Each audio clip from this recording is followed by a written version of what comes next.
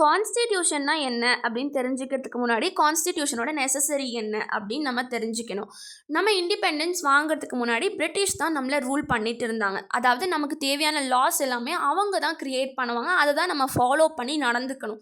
ரெண்டாவது, நம்ம பிறந்திருக்க கண்ட்ரியை நமக்கு பிடிச்ச மாதிரி நம்ம தேவைக்கு ஏற்ற மாதிரி நம்மளால் ரன் பண்ண முடியாது. நம்ம மக்களுக்கு என்ன வேணும், நம்ம சுச்சுவேஷன் எப்படி இருக்குது, இதை எப்படி இம்ப்ரூவ் பண்ணலாம், இந்த மாதிரி நமக்கு பிடிச்ச மாதிரி நம்ம கண்ட்ரியை ரன் பண்ண முடியாது. அவங்க சொல்கிறத தான் நம்ம கேட்கணும். மூணாவது, நமக்கான ஒரு பேசிக் ரைட்ஸ், ஒரு மண்ணில் நம்ம பிறந்திருக்கோம் அப்படின்னா நமக்குன்னு ஒரு ஃபண்டமெண்டலான ரைட்ஸ் எல்லாம் இருக்கும். அந்த ரைட்ஸை கூட அவங்க நமக்கு ப்ராப்பராக ப்ரொடெக்ட் பண்ணி கொடுக்கல. நாலாவது, பிரிட்டிஷோட மோட்டிவ் வந்து ரொம்பவே டிஃப்ரெண்ட். அதாவது ஏதாவது ஒரு ரா மெட்டீரியல் எடுத்து அதை ஒரு பொருளாக கன்வெர்ட் பண்ணி அந்த பொருளை நிறைய கண்ட்ரியில் விற்று அதுலேருந்து வர மணியில் அவங்களோட கண்ட்ரி இண்டஸ்ட்ரியலைஸாக மாற்றுறதுல அவங்க வந்து இன்ட்ரெஸ்டடாக இருந்தாங்க. அதனால் அவங்க ப்ராஃபிட் ஓரியன்டாக இருப்பாங்க. ப்ராஃபிட் சம்மந்தமாக ப்ராஃபிட்காகவே அவங்க வந்து லாஸ் எல்லாம் மேக் பண்ணுவாங்க. அவங்க தேவைக்கு ஏற்ற மாதிரி இருந்துச்சு. நம்ம மக்கள் எப்படி இருக்காங்க, நம்ம மக்களோட எம்ப்ளாய்மெண்ட், நம்ம மக்கள் என்ன சம்பாதிக்கிறாங்க, பவர்ட்டி எப்படி இருக்குது, ஃபுட் செக்யூரிட்டி எப்படி இருக்குது, உமன்ஸ் எஜுகேஷன், சில்ட்ரன்ஸ், இவங்களுக்கெல்லாம் என்னென்ன ப்ராப்ளம்ஸ் இருக்குது, இதை பற்றியெல்லாம் அவங்க யோசிக்கல. இதை டெவலப் பண்ணுறதை பற்றிலாம் யோசிக்கல. இதனால் நம்ம மக்கள் ரொம்பவே கஷ்டப்பட்டாங்க. ரொம்ப கஷ்டப்பட்டு போராடி ஃபைனலாக நமக்கு ஆகஸ்ட் 15, 1947 அப்போது இண்டிபெண்டன்ஸ் கிடச்சிருச்சு. இப்போது இண்டிபெண்டன்ஸ்னால் என்ன அப்படின்னா ஃப்ரீடம்னா என்ன அப்படின்னு பார்த்தா, எங்கள் நாட்டுக்கு தேவையான முடிவெல்லாம் நாங்களே எடுத்துக்கிறோம். எங்கள் மக்களுக்கு தேவையானதெல்லாம் நாங்களே பார்த்துக்கிறோம். எங்களுக்கு சூட் ஆகிற மாதிரி எங்களை நாங்களே பார்த்துக்கிறோம். வெளியிலேருந்து ஒரு பவர் வந்து எங்களுக்காக எதுவும் பண்ண வேணாம், எங்கள் விஷயங்களில் வந்து இன்டர்ஃபியர் ஆக வேணாம் அப்படின்றது தான் வந்து இந்த ஃப்ரீடம். ஓகேவா? இப்போது நம்மளே பார்த்துக்க போகிறோம் அப்படின்னு ஒரு சுச்சுவேஷன் வந்துருச்சு. எப்படி பார்த்துக்க போகிறோம்? இந்தியாவை பார்த்துக்கிறது கம்ப்ளீட்டாக எல்லா மக்களுக்கும் நலன் தர மாதிரி பார்த்துக்கிறது ரொம்ப ஈஸியான்னு கேட்டால் ரொம்ப கஷ்டம். ஏன் அப்படின்னு பார்த்தா, வாஸ்ட் டைவர்சிட்டி இருக்க கண்ட்ரி வந்து இந்தியா. ஃபஸ்ட்டு வாஸ்ட் டைவர்சிட்டினா என்ன அப்படின்னு பார்த்தா, நிறைய ரிலீஜன் இருக்குது. ஹிந்து, கிறிஸ்டன், முஸ்லீம், இந்த மாதிரி நம்பர் ஆஃப் ரிலீஜன்ஸ் இருக்குது. நிறைய லாங்குவேஜஸ் இருக்குது. விதவிதமாக மொழி பேசுகிறவங்க நம்ம ஊரில் இருக்காங்க. அதுக்கப்புறம் ஒருத்தரோட பழக்க வழக்கங்கள், அந்த கல்ச்சர் வந்து மாறும். அவங்க என்ன சாப்பிட்றாங்க, அவங்களோட ட்ரெடிஷனாக என்ன ஃபாலோ பண்ணுறாங்க, என்னென்ன ஃபெஸ்டிவல்ஸ் எல்லாம் அவங்க செலிப்ரேட் பண்ணுறாங்க, அவங்க எப்படி வாழ்கிறாங்க, நம்ம வாழ்கிறதுக்கும் நம்மளோட ஃப்ரெண்டோட லைஃப் ஸ்டைலுக்கும் கம்ப்ளீட்டாக டிஃப்ரெண்ட் இருக்கும்ல. அந்த மாதிரி நிறைய கல்ச்சர்ஸ் இருந்துச்சு. ஒருத்தர் ஒரு மாதிரி ப்ராக்டிசஸை வந்து ஃபாலோ பண்ணிட்டு இருந்தாங்க. இப்போது இவங்க எல்லாருக்கும் ஏற்ற மாதிரி ஒரு லா பாலிசி எல்லாம் க்ரியேட் பண்ணி எல்லாரும் நலன் பெறுற மாதிரி நம்ம வந்து ஒரு கண்ட்ரி நடத்துறது ரொம்ப ஈஸி கிடையாது. அதுக்கு நமக்கு என்ன வேணும்னா, ஒரு ப்ராப்பர் செட், ஒரு ஃப்ரேம் ஒர்க் வேணும், ஒரு ரூல் மாதிரி. இப்படி தான் நம்ம கண்ட்ரியை நம்ம நடத்த போகிறோம். அந்த ரூல் வந்து எல்லா மக்களுக்கும் நலன் தரா மாதிரி, எல்லா மக்களும் அக்செப்ட் பண்ணுற மாதிரி இந்த ஃப்ரேம் ஒர்க் இருக்கணும் அப்படின்னு சொல்லி டிசைட் பண்ணாங்க.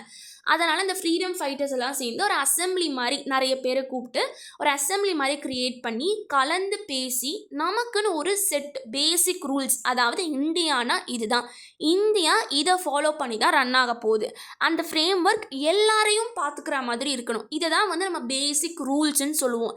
இந்த ரூல்ஸ் எல்லாத்தையும் ஒரு புக்கில் எழுதி வச்சுருப்பாங்க. அந்த புக்குக்கு பேர் தான் கான்ஸ்டிடியூஷன் அப்படின்னு சொல்லுவாங்க.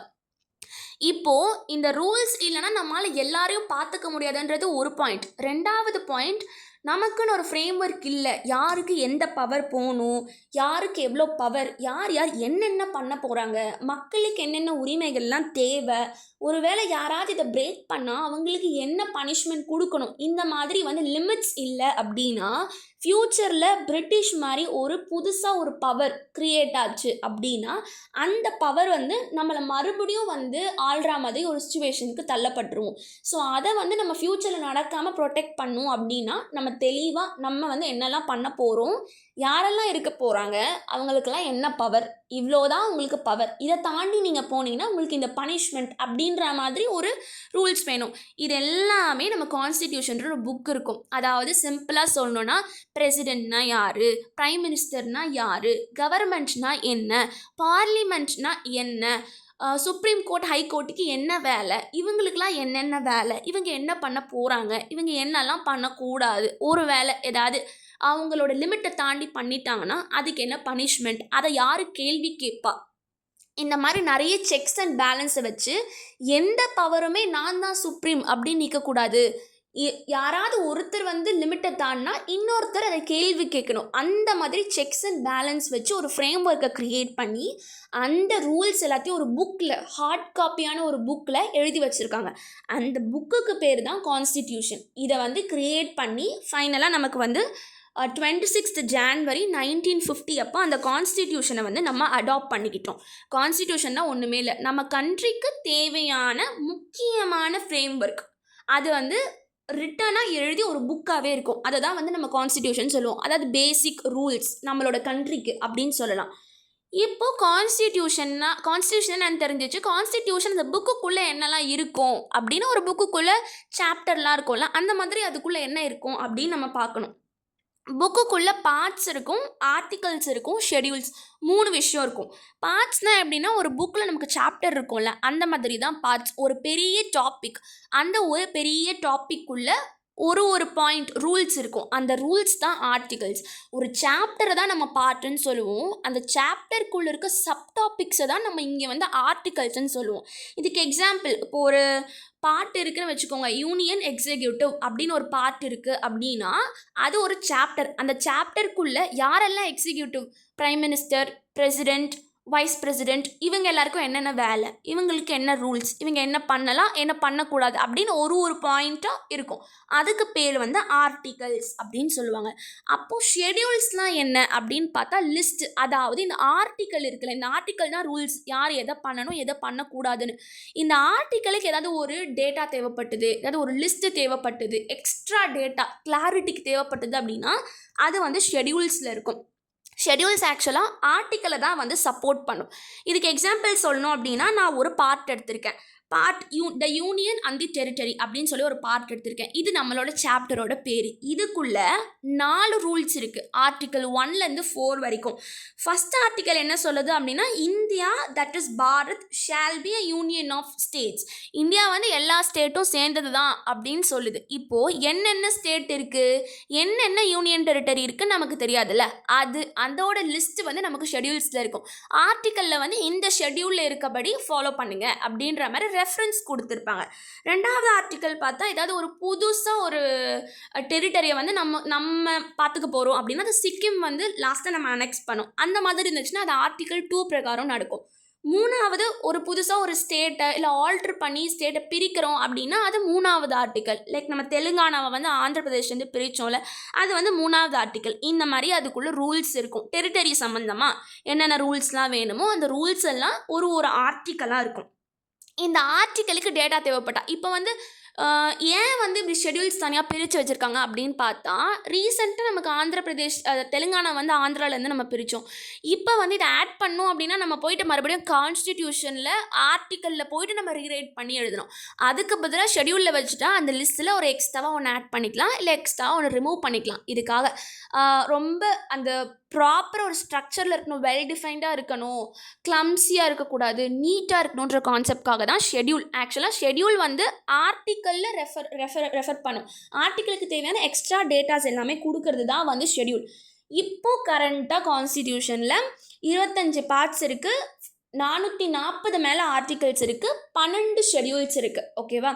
இப்போ நெக்ஸ்ட்டு நம்ம என்ன பார்க்க போகிறோம் அப்படின்னா, கான்ஸ்டிடியூஷனாக நம்ம ரூல்ஸ்ன்னு பார்த்துட்டோம். அப்போ இந்த லாஸ்னால் என்ன, லாஸ் ஆக்ட் எல்லாம் பார்லிமெண்ட் க்ரியேட் பண்ணுறாங்கல்ல, ரெண்டுத்துக்கும் என்ன டிஃப்ரென்ஸ் அப்படின்றத நம்ம ஃபஸ்ட்டு பார்க்கணும். அதுக்கு முன்னாடி கான்ஸ்டிடியூஷனை நம்ம ஒரு லிவிங் டாக்குமெண்ட் அப்படின்னா ரிட்டன் டாக்குமெண்ட்டுன்னு 2 விதமாக சொல்லுவாங்க. லிவிங் டாக்குமெண்ட் அப்படின்னா, நம்ம கான்ஸ்டிடியூவன்ட் அசம்பிளி வந்து 1947க்கு அப்புறம் பேசி டிசைட் பண்ணாங்க. ஆனால் நாள் போக போக, இயர்ஸ் போக போக நம்ம வாழ்கிற வாழ்வாதாரம் வந்து டிஃப்ரெண்ட் ஆகும், மக்களோட பர்ஸ்பெக்டிவ் மாறும். அதுக்கு ஏற்ற மாதிரி தான் நம்ம கண்ட்ரியை ரன் பண்ணணும். இந்த புக் இருக்குது, இந்த புக்கு தான், இதை யாராலையும் சேஞ்ச் பண்ண முடியாது, யாரும் மாற்றக்கூடாது அப்படின்னு இருந்தால் நம்ம வளர மாட்டோம். நம்ம வளரணும் அப்படின்னா நம்ம அடாப்ட் ஆகணும். அந்த அடாப்டேஷனுக்கு ஏற்ற மாதிரி நம்ம கான்ஸ்டிடியூஷனை நம்ம வந்து சேஞ்ச் பண்ணுவோம். நிறையலாம் சேஞ்ச் பண்ண முடியாது, சின்ன சின்ன சேஞ்சஸ். இது எப்படி பண்ணலாம் அப்படின்றத நம்ம லேட்டராக பார்ப்போம். அந்த சேஞ்சஸ் பண்ணி அதை நம்ம அடாப்டபிளாக வச்சுக்கிறோம்ல, அதுக்கு பேர் தான் லிவிங் டாக்குமெண்ட். அதாவது ஸ்டாட்டிக்காக இல்லாமல் டைனமிக்காக இருக்குது. நமக்கு எப்போ வேணுமோ அதை நம்ம சேஞ்ச் பண்ணிக்கிறோம். நம்மளோட கல்ச்சர் எல்லாம் மாறுற மாதிரி நம்ம இப்போ டெக்னாலஜி வைஸ் போயிட்டுருக்கோம். சயின்ஸ் அண்ட் டெக்னாலஜி, ஏஐலாம் வந்துருச்சு. அதுக்கு ஏற்ற மாதிரி நம்ம அடாப்ட் ஆகிறோம்ல. ஸோ அதுக்கு ஏற்ற மாதிரி நம்ம நம்ம ஃப்ரேம் ஒர்க்கை சேஞ்ச் பண்ணணும் அப்படின்னா பண்ணிக்கலாம். அதுக்கு பேர் தான் லிவிங் டாக்குமெண்ட். நம்ம கரண்ட்டாக இருக்க ஸ்டேட்டஸை பார்த்துக்கிற மாதிரி அந்த ரூல்ஸ் இருக்கும். அதான் லிவிங் டாக்குமெண்ட்.